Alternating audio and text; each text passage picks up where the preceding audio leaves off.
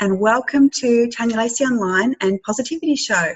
It is my absolute pleasure and delight to introduce this guest to you, and it's someone that I met through one of my clients actually, part of the project that he decided to lead. He enrolled and inspired and invited my client to get involved, and I'll share a little bit more about that in a moment. And that's actually the reason that we're meeting today. I'd like to introduce you to Victor Perton, who is the lead or the creator and founder of the Australian Leadership Project and the author of The Case for Optimism. And welcome to Positivity Show, Victor.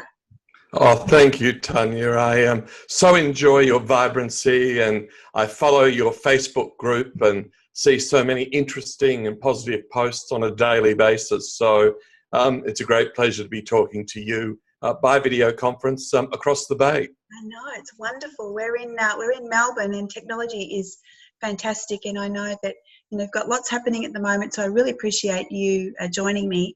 If we can perhaps jump into the end, I wanted to share with my business audience and the leaders that I work with and people in my community the work that you're doing, because obviously we're aligned with positivity and the optimism, but perhaps share the journey for the book, and then we can chat about the aspect of the blog and so on and how we met. I'd love to hear about the story of how the book came about. So the Australian Leadership Project has consumed a lot of my time for the last year, trying to work out why Australian language is so negative around leadership and why perceptions of leaders are so negative. And in the midst of that, I'm also on the board of the Global Integrity Summit.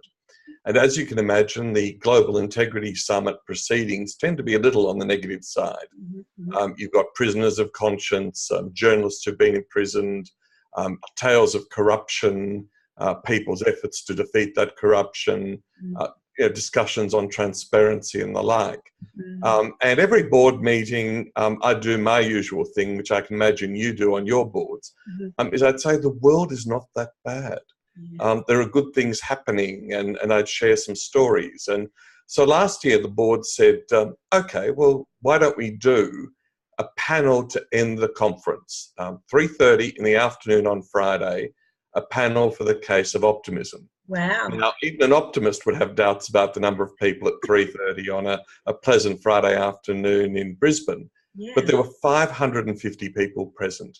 The questions were coming via Twitter at almost 2 a second. And there was a vibrancy, people hung around.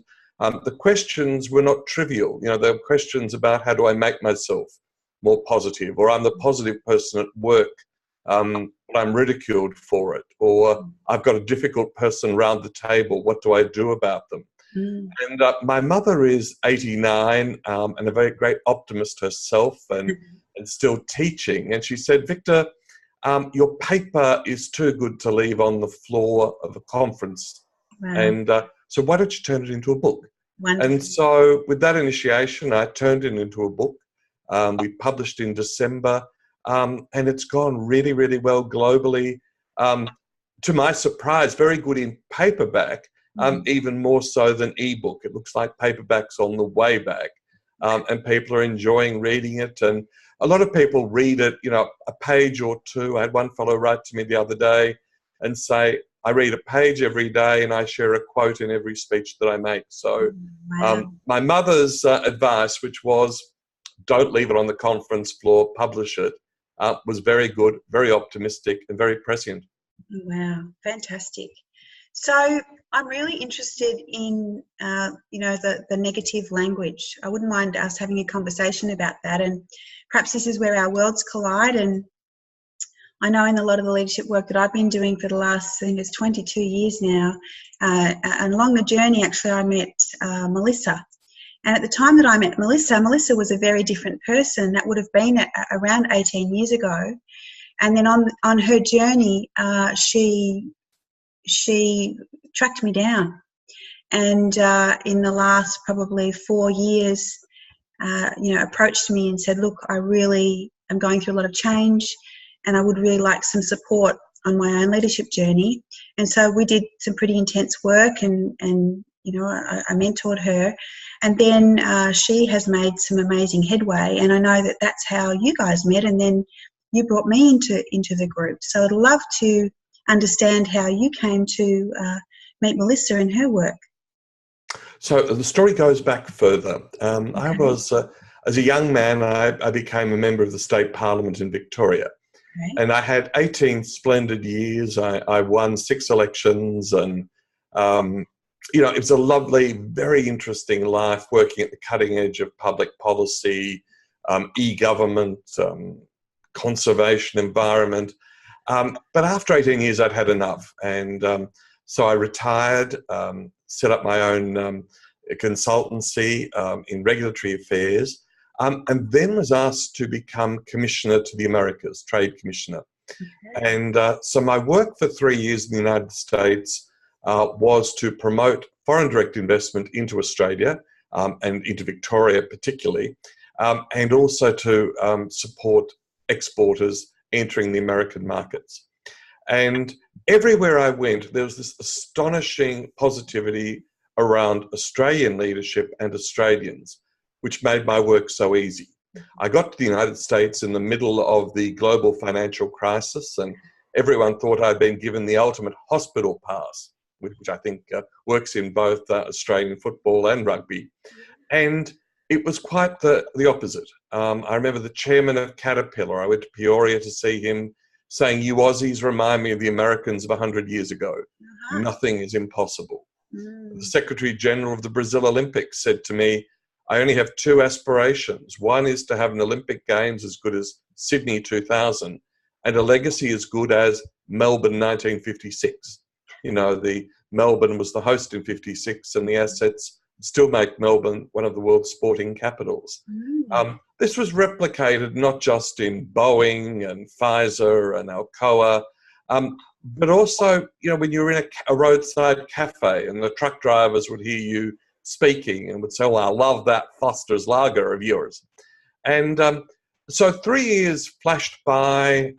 We were promoting all sorts of marvellous Australian exports. And then I had a quite unique opportunity. Okay. If I thought being a member of parliament was interesting and then being trade commissioner was interesting, I then had the opportunity to serve Joe Hockey and then later the Prime Minister as senior advisor on engagement in the G20 presidency, which was described as the most important political meeting Australia has ever hosted, and Brisbane did a splendid job as the host city. Anyway, at the end of that, for personal reasons, I came back to Melbourne, and Melbourne's a prosperous city. There's no problem getting work. There's no problem doing interesting things. But I was astonished by the level of negativity expressed by people, not just about leadership, but about life itself. And yet, this country is number 1 on the United Nations Development Index, number 1 on the OECD Good Life Index. 5 of our cities are in the top 15 in the Economist ranking of cities. 6 of our cities in the top 40 on the Mercer ranking of cities. No people on earth have ever lived better than the Australians of today. And yet, if you listen to the public rhetoric on the news and on television, you hear people's conversations, you'd think we were some sort of hellhole, as Mr. Trump used a slightly different expression recently. And so I was perplexed by this. And there were a number of really crazy surveys that came out from universities and organisations that said Australian leadership was hopeless and management was hopeless. But I looked at the questions and they were all biased in order to achieve a negative result. So I thought, rather than complain about the complainers, I do an experiment myself and ask people, what are the unique qualities of Australian leadership? What do Australians want of their leaders today? And ask them their favourite stories of Australian leadership. And Melissa was referred to me, and we had a wonderful conversation. She's very public in that she has undergone sex change. And in doing that, she wanted to speak out for people in her position. And Tanya, to hear Melissa speak about your work and your inspiration, you've helped to underpin her leadership and her confidence. So it's a long way of getting to the fact that I met Melissa because I wanted to ask her about what are the unique qualities of Australian leadership? Who did she admire? What did she want of her leaders? And certainly you fit the bill as a great muse, a great mentor of people going through leadership journeys and becoming better leaders. And you should be very proud of the work that you're doing. Oh, wow, thank you. I feel very privileged with that. An amazing set of circumstances to line up what we're talking about, because that's a similar experience, you know, in terms of language and in terms of what the dialogue and the conversations that do happen. It does happen, you know, in the workplaces and in families, and the inner dialogue that we have inside ourselves and our experiences.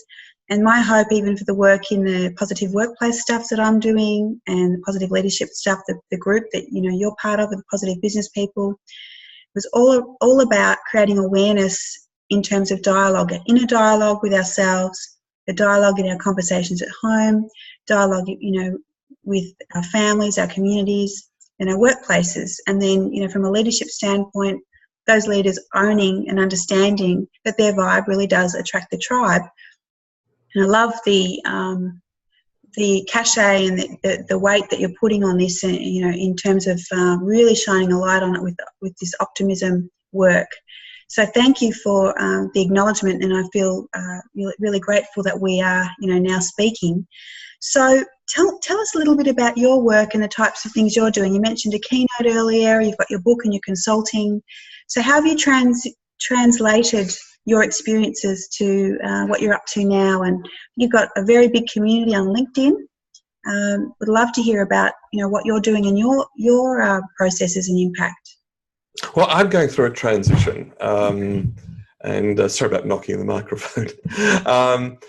So the optimism side is unexpected. The Australian Leadership Project's gone really, really well. We've done 1,000 interviews in the first year. People are interested.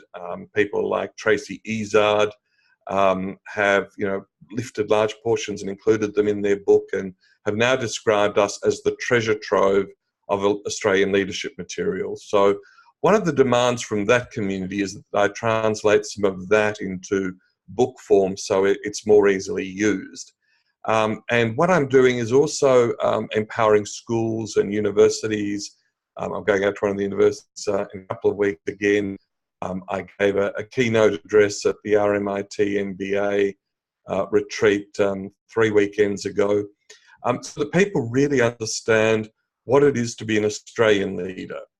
And, you know, the three unique qualities of Australian leadership are exactly what you preach.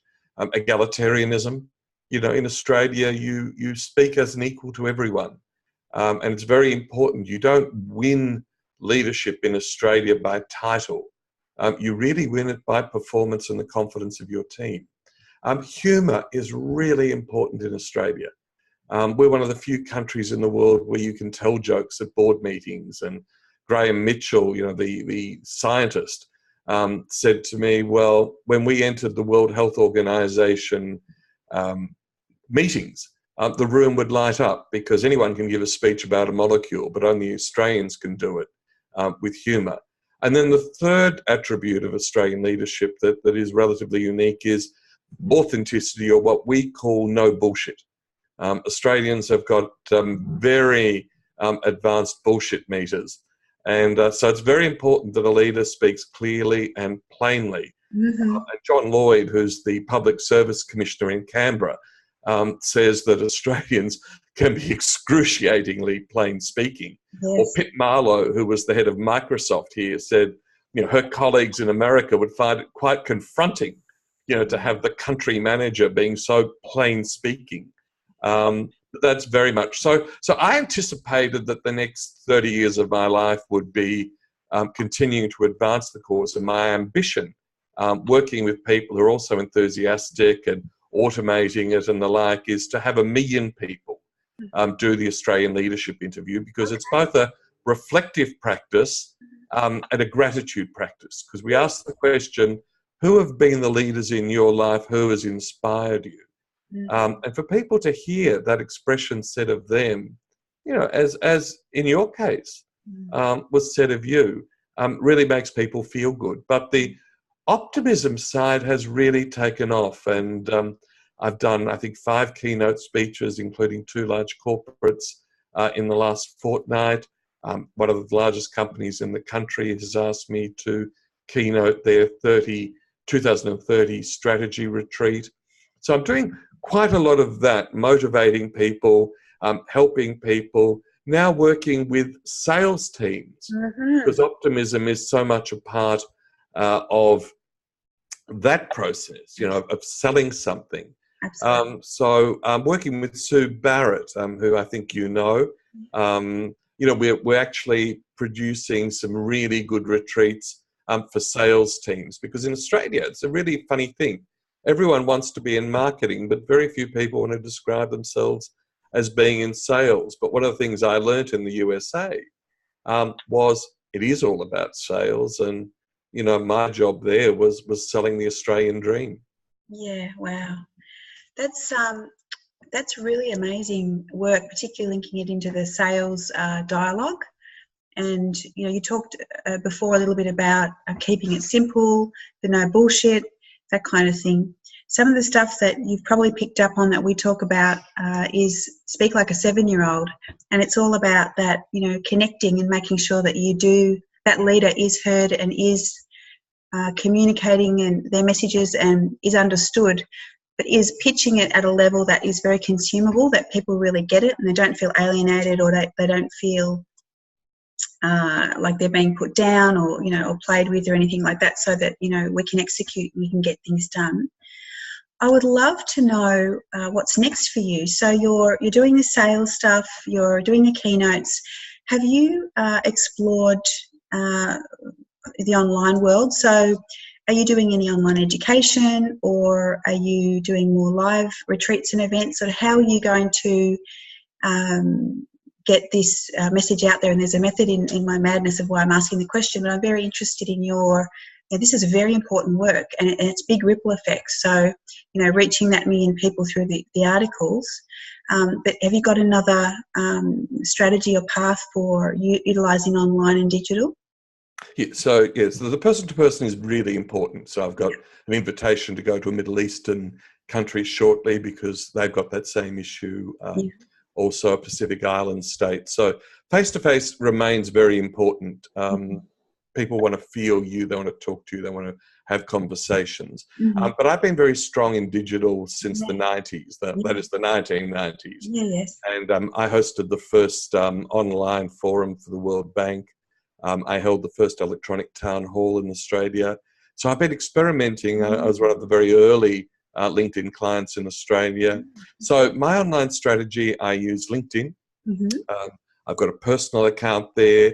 And I also have a very strong group, of which you are a member, in the Australian Leadership Group. And all of your listeners are welcome to join. You know, it's free. There's great material posted several times a week. There are people adding material. We also use Facebook.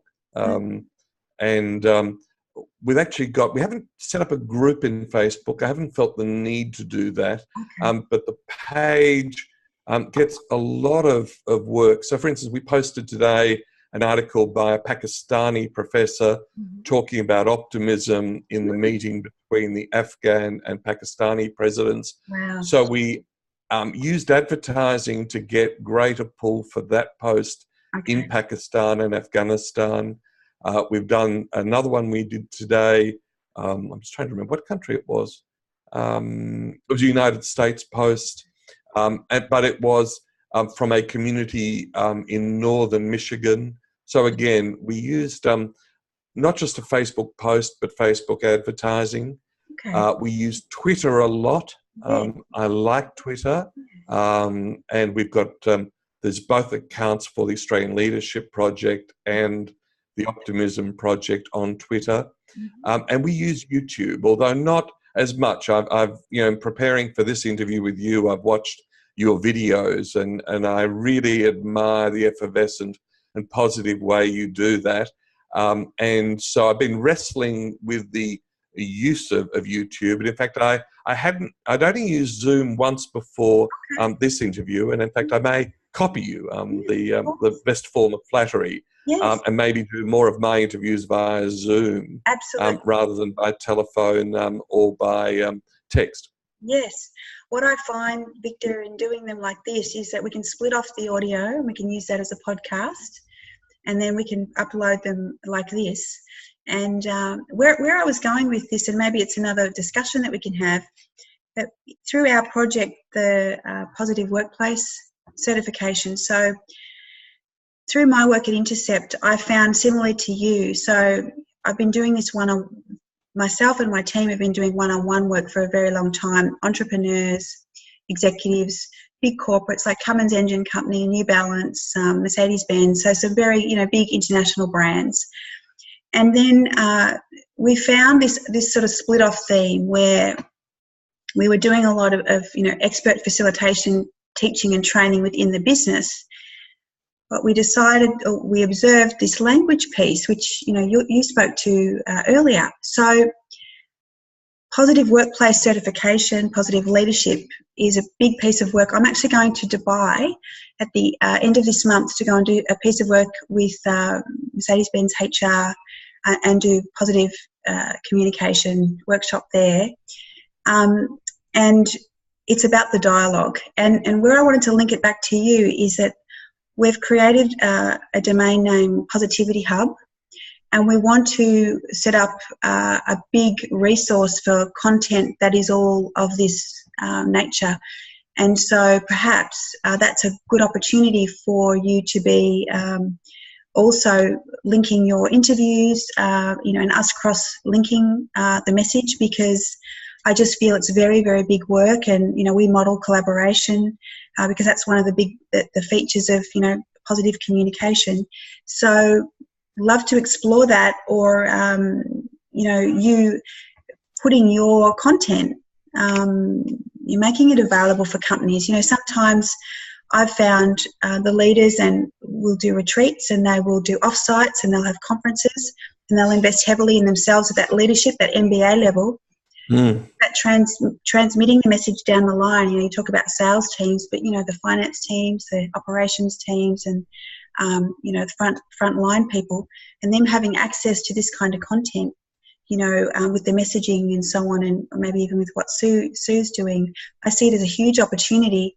And as we're connecting with people all around the world. The thing that I love with the optimism piece, I have a bit of trouble with the positivity word, because some people think that we're tackling this from a euphoric way. It's not euphoric. It's actually a discipline. And you mentioned earlier, your mother being a yoga teacher. Where did you get first exposed to, the discipline of optimism, or you really strike me as someone that, really is present. You have a very positive disposition, naturally, and you are glass half full. I can see that. What were your influences around that? Was it mainly your mum, or did you read, or through your intense career you had to consciously create discipline for your optimism levels? Like how did you keep yourself that glass half full? That is a brilliant question, because positive language is vital. So let me split it into two. Let me answer your second question, then come back to the first question. It's very long. In respect of my own optimism, my parents were refugees, stateless refugees, when they arrived in Australia in 1950. My father's father had been tortured to death by the Soviets. My grandmother had disappeared to the gulags, and my father didn't even know his mother was alive again until the mid-50s. Although she herself, I finally met her in 1987. I then met her every year till her death. She told me she would outlive communism. And a woman in her late 80s with ill health saying she would outlive communism when the Soviet Union looked so strong was a model of optimism herself. So I think I've been blessed genetically. My mother was widowed when I was very young, so I didn't have the opportunity of a father's influence beyond early childhood. So I think she was a very, very strong influence. And then I'm also blessed with a natural curiosity. So one of the influences was the Brahma Kumaris. So even though on a religious basis, I'm Catholic, I really enjoy meditating with a women-led Hindu sect, the Brahma Kumaris, who also have a very positive message. I like the work of Tim Sharp and the Happiness Institute at the University of Technology, Sydney, and I did his certificate of positive psychology coaching. I love the work of Martin Seligman, the positive psychology leader out of the University of Pennsylvania, who's had a strong influence here in Australia through Geelong Grammar and then Thinker in Residence. There's a centre at Berkeley University on positive living, which was again another influence on me. And then these days, every morning, my discipline is my first half hour of reading and my clippings on optimism and positivity. Great. So when we come back to language, I now, when I ask someone at the checkout in the supermarket, how are you? And they say, not too bad. I say, well, what does that mean? It's great. It's one of those Australian expressions that really drags people down. So, so I've been very blessed, both through genetic and conditioning and a personal curiosity, and now, daily discipline. I meditate. Those of your listeners who don't meditate, I'd strongly recommend it. You don't need to follow a religious side of these things. Peter Wilson wrote some very good pop meditation books a few years ago called The Quiet and the Calm. For any businessman or businesswoman who's a bit embarrassed, putting on sackcloth or the like to meditate, Peter's books offer a good way of getting there. But most importantly, it's using positive language. So my tweets almost every day now, I set out the challenge for people to say, use the expression, I am optimistic about. Ask your team, what are you optimistic about? This morning, standing on the pier at Port Melbourne, a lady was walking past me with a camera and we got into conversation. I said, what are you optimistic about? And she just lit up as I asked her the question and told me about her work in safety and occupational health and safety and rehabilitating workers. So interesting, come back to language and leadership. After a year and a half of studying Australian views on leadership, I think maybe the word leader or leadership is the problem. I agree. Australians don't like to call themselves leaders. They don't like the attribute of leadership. They're quite happy to be called the boss or call someone the boss, and it's affectionate. The other thing is I subscribe to a philosophy of Martin Parkinson, who's the head of the Prime Minister's Department, and he says to his teams, the leader looks like the person in your mirror. So I think there's no one up, there's no one down. If I can share one anecdote, when I was working on the G20, we had a meeting in Cairns. And I always wake up for the dawn, and I was walking at 5 a.m, and there were two guys cleaning the streets. And I went up to them and he said, look, I work for the Treasurer. I really want to thank you for what you're doing in making the city ready for the G20 finance ministers and central bank governors meeting. And this guy, burnt by the sun, I reckon 7 or 8 teeth in his mouth. He looks at me, smiles and says, you tell Jo she'll be schmick. So there's someone, that you would think, a cleaner of the streets demonstrating Australian leadership. So I'll come back to what you're talking about in terms of positivity. We need to push the mantra. We've got to get people to say, I am optimistic. Yes. Ask them to ask their teams why they're optimistic. Absolutely. Ask their teams what they mean when they say not too bad. And I'm really happy to collaborate with you because, as I said, just watching the work you do on a daily basis, to hear what Melissa said about your work, I'm like you, I'm a natural collaborator, and both of us are pushing the message that people need to be optimistic, people need to be using positive language. If I can just take one more minute, I've got a friend who's set up a system for bypassing politics and politicians. And he's a lovely guy and he wants to reform democracy. The only problem is when I see him on Twitter, his language is even worse than the language that the politicians use. Absolutely. And I keep saying to him, what are you doing? If you're trying to create a better form of politics, you need to use a better form of language. Use positive language for positive change. Don't use the same negative language that the television news uses and that the politicians use. Now, maybe one more trick for your listeners and podcast viewers, Tanya, is I've stopped watching the news before or listening to the news before 9 in the morning. Me too. It just drags you down. And they're lovely people. You meet them at dinner parties or conferences. Yeah. All of the hosts and the editors are lovely people, but they're like Jekyll and Hyde. When they get into the editing room, they've got 30 or 40,000 stories that they could put on any day's news, but they choose murder and mayhem and arson and fire from all around the world, and I think it's wrong. So I call that the pessimist industry. Yes. You and I, Tanya, and our friends and colleagues, we are the optimist sector. We are lifting the economy, we're lifting the country, and we will help to lift the world. We will. That's fantastic. It was really interesting because as you were talking, I got an image of the television and the news, and I was going to ask you what your take is on that. It's very interesting. Obviously, negative headlines sell, if I sent you a text message, Victor, and it was in all capital letters, you would interpret that I was yelling at you. Yet every single day we are yelled at by the front cover of the paper because there it is in big, bold, black letters. And I know that, people want to be informed. They want to know what's happening around the world. But to your point, if we've got a choice of focusing on, what's going to make that positive difference and what's going to affect, set us up for the day.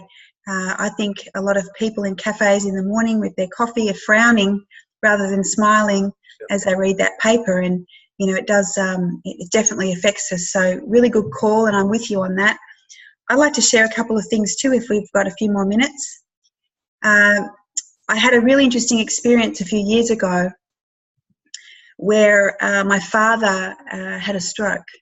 And the story goes that he had a pretty hectic day, and he was just at the dinner table with my mum and my nephew, and he keeled over. Fortunately, he was fine. My nephew responded. The ambulance came. He was okay. It was quite a harrowing experience.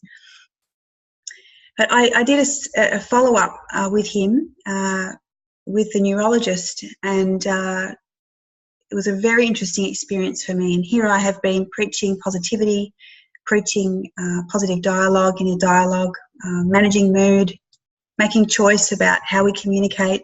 It's not what you say, how you say it, those things. And my father's Mediterranean, so he's, pretty expressive, hot-blooded kind of guy. And the neurologist said this to him. He said, Paul, we're all going to die. But this is the thing.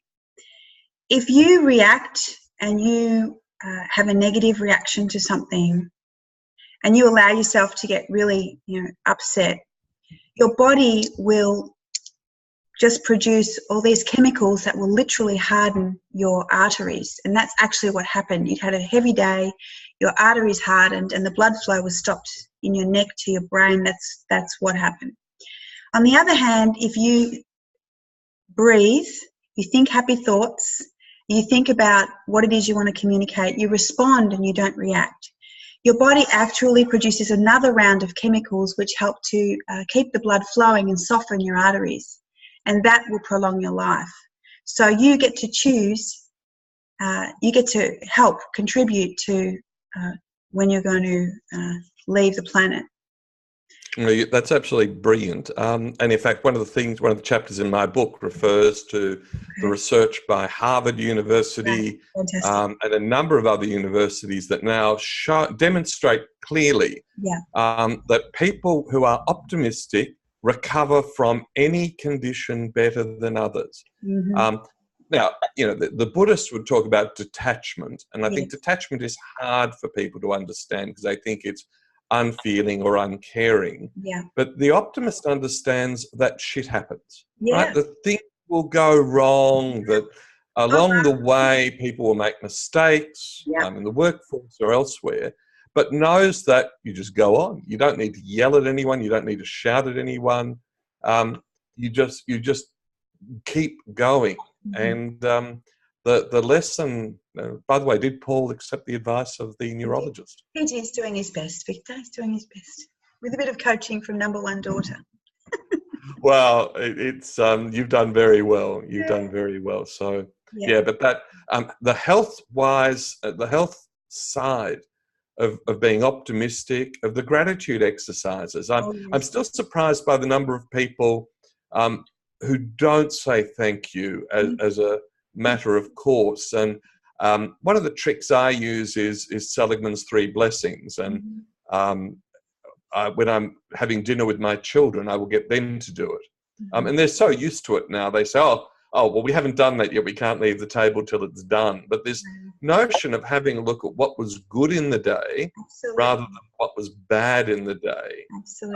And, having that sort of conversation rather than watching the television news will lift your optimism. And look, my clippings today, there was an article by a professor in Pakistan who said that there was this meeting between the head of Afghanistan, the head of Pakistan, and the body language was so optimistic that he thought there was great hope for Pakistan. But all you and I see on Channel 2 or Channel 7 or on the news is another suicide bombing or another shooting.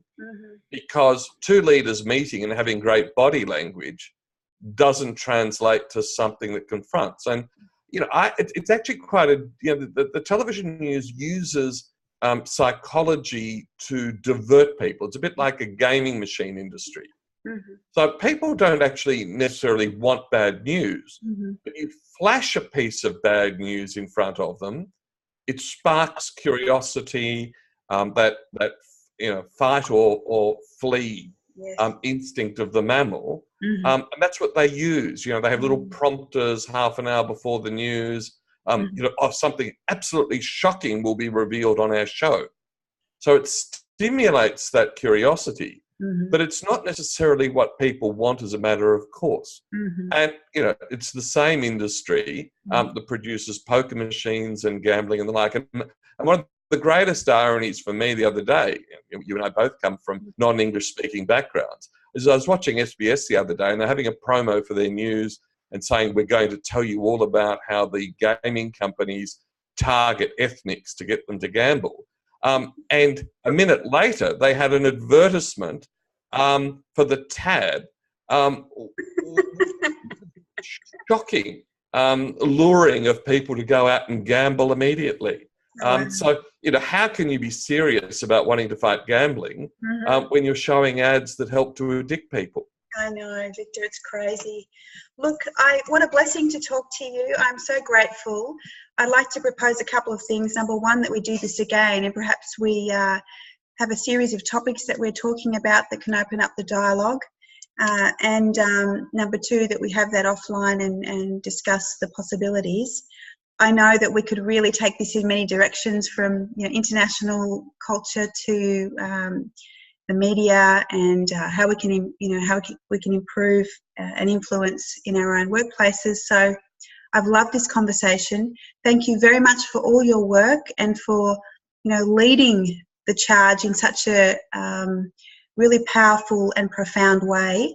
And I know that you're doing a lot of work on LinkedIn. So that there's that group on LinkedIn. And if people want to get the book or find out more about your work, I will include some links, but do you want to just tell them where would be the best place to? Well, the easiest thing is to go to my website, because there's links to the Leadership Project, the Optimism book.